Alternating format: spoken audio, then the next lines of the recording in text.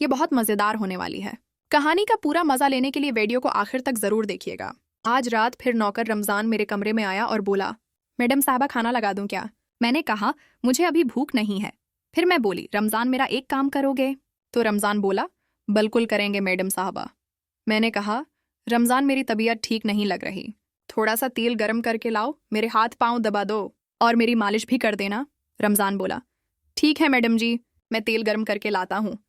मैं इस रात फिराक पहनी हुई थी। मैं बस्तर पर लेट गई। रमज़ान 5 मिनट में तेल गर्म करके मेरे कमरे में आया और वहीं खड़ा हो गया। मैंने अपनी फिराक घुटनों तक उठा दी और कहा कि रमज़ान मेरे पाँव पर तेल लगाकर मालिश कर दो। रमज़ान जी मैडम साहबा कहकर मेरे पाँव पर तेल की मालिश करने लगा। मैंने जानबूझकर अपनी फिराक ऊपर उठा ली ताकि रमज़ान को अपना जलवा दिखा सकूं। रमज़ान मेरे पाँव की मालिश करते हुए मेरे टांगों को घो रहा था। रमज़ान की अंगुलियों की पकड़ पहले से भी ज़्यादा तेज़ हो चुकी थी। फिर मैं पलट गई और बोली, रमज़ान मेरी पीठ की भी मालिश कर दो, बहुत दर्द हो रहा है। वो थोड़ा सा हका बका सा हो गया। उसने कहा, मैडम साहिबा मैं ये नहीं कर सकता। मैंने कहा, रमज़ान देखो, तुम्हें शर्माने की कोई ज़रूरत नहीं है। मैंने तुम्हें अपने काम पर आजमाया हुआ है और इस मालिश के पैसे मैं तुम्हें अलग से दे दूंगी ताकि तुम्हारा भी घर अच्छे से चल सके। मैंने उसे पैसों का लालच दिया। रमज़ान ने मेरी फिरक पीठ से उठाकर पीठ की मालिश कर दी। मैंने दीवार पर लगे शीशे में देख लिया कि अब वो मेरे बदन को घू रहा था। मैंने कहा, रमज़ान मेरी पीठ पर अच्छे से मसाज करो। वो कांपते हाथों से मेरी पीठ की मसाज कर रहा था। उसके हाथ बहुत ज़्यादा काम कर रहे थे। थोड़ी देर बाद मैं पलटकर सीधी हो गई और बोली, रमज़ान अब मेरी पीठ की भी मालिश करो। रमज़ान बोला, मैडम साहबा ये क्या कह रही हैं? रमज़ान बुरी तरह से कांप रहा था और हचकचा रहा था। मैं जानती थी कि रमज़ान खुद से पहल नहीं करने वाला। वो चाहता था कि पहले मैं करूं। वो थोड़ा शर्मीला था, इसलिए मैंने उसके दोनों हाथ पकड़कर, मेरा नाम आयशा है और मैं 20 साल की खूबसूरत औरत हूँ। मेरी शादी को 3 साल हो चुके हैं। जिंदगी में मुझे हर सुकून मिला, मगर एक वो सुकून नहीं मिल पाया जो एक औरत चाहती है, और वो सुकून था मेरे शौहर का प्यार। मेरे शौहर एक बड़े बिजनेसमैन हैं और बिजनेस के चलते वो हमेशा घर से बाहर ही रहते हैं। मेरे पास ईशू और आय की हर चीज़ है, मगर जिस चीज़ को मैं हमेशा अपने साथ चाहती हूँ वो मेरे पास नहीं है, और वो है मेरा शौहर और उनका प्यार। मेरे घर में एक नौकर भी है जिसका नाम रमज़ान है और उसकी उम्र 25 साल है। वो गुजरात का रहने वाला है और वो भी शादीशुदा है, लेकिन उसकी बीवी गुजरात में ही रहती है और वो भी अपनी बीवी का प्यार पाने के लिए तड़पता है। पिछले साल की बात है कि मेरे शौहर जब घर आए थे, एक दिन के लिए आए और पूरा दिन फ़ोन पर ही लगे रहे, और रात में मुझसे बोले कि वो 1 महीने के लिए दुबई जा रहे हैं बिजनेस के सिलसिले में। इस रात मैंने खूब शोर मचाया था। हर बार मेरे शौहर जब भी घर आते, वो सिर्फ 1 दिन के लिए ही रखते और फिर चले जाते, और मैं हमेशा की तरह अपने शौहर के प्यार के लिए तरसती रह जाती। क्या ये भी कोई रिश्ता है? इनके घर से जाने के बाद मैंने खूब शराब पी और मेरी तबीयत खराब हो गई। मेरे नौकर रमज़ान ने मुझे अस्पताल में दाखिल करा लिया। इलाज के बाद मुझे घर ले आया और बहुत खिदमत की। तबीयत ठीक होने के बाद मैंने एक दिन उसे बुलाकर उसका शुक्रिया अदा किया। रमज़ान बोला, मैडम साहबा, हम तो आपके मुलाजिम हैं, आपकी हिफाजत करना हमारा काम है।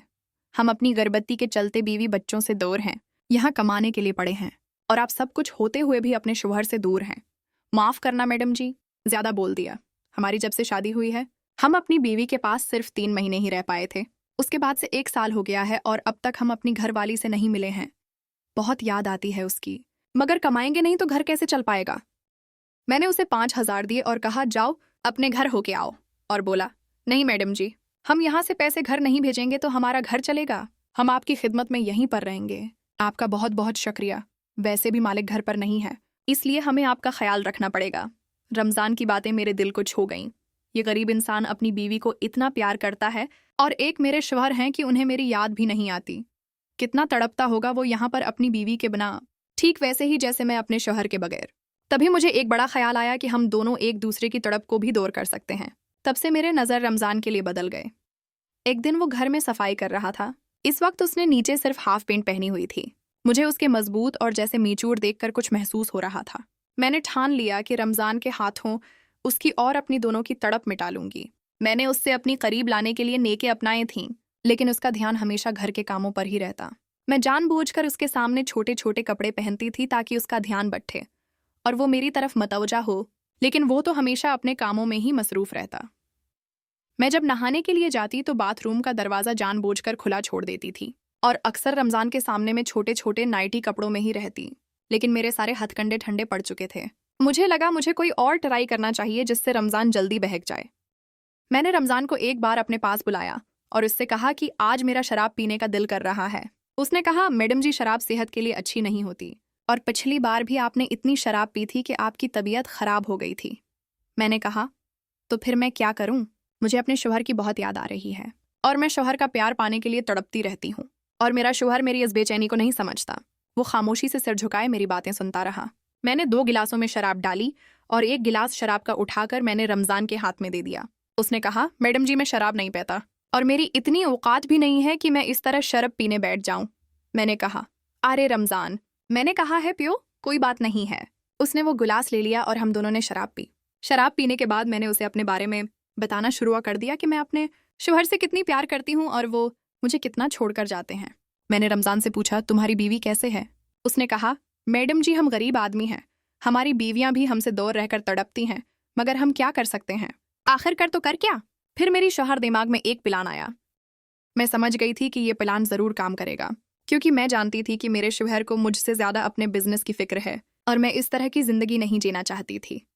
हर लड़की शादी के बाद यही चाहती है कि उसका शौहर उसके पास रहे, इससे प्यार करे, उसका ख्याल रखे, और शायद मेरी किस्मत में शौहर का प्यार नहीं था। इस रात रमजान मेरे कमरे में आया और बोला, मैडम साहबा खाना लगा दूं क्या? तो मैंने कहा, मुझे अभी भूख नहीं है। फिर मैं बोली, रमजान मेरा एक काम करोगे?